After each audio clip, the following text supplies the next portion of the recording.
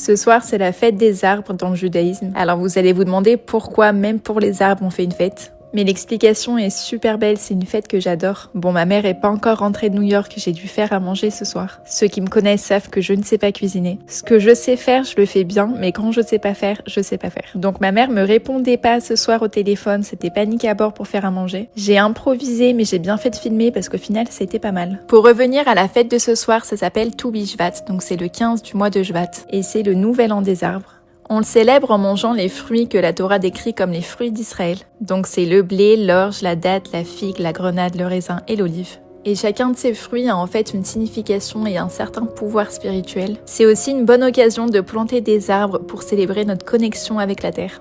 Bon, là j'ai acheté aucun fruit, j'ai pas eu le temps, mais je pense que j'irai demain. Et du coup, c'est une fête que j'adore parce que ça délivre plein de messages. Déjà, si on fait une fête spécialement pour les arbres, c'est que la Torah compare l'homme à l'arbre des champs.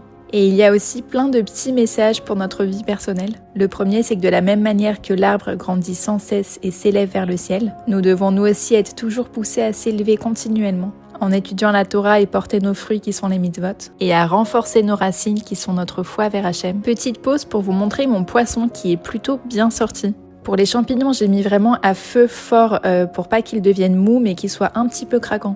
Et j'ai rajouté du persil. Ensuite, le deuxième message, c'est qu'il y a toujours de l'espoir. Tu Bishvat tombe en hiver pour nous apprendre que même dans les moments les plus froids et les plus rudes, il ne faut jamais baisser les bras. Car c'est en hiver que la sève se fabrique pour donner ensuite les fruits au printemps. Et le dernier message, c'est que pour qu'une graine devienne un arbre, il faut qu'elle se décompose continuellement, ce qui peut au premier abord ressembler à une destruction. De la même manière, nos épreuves nous font grandir et nous amènent à être la personne que l'on doit devenir.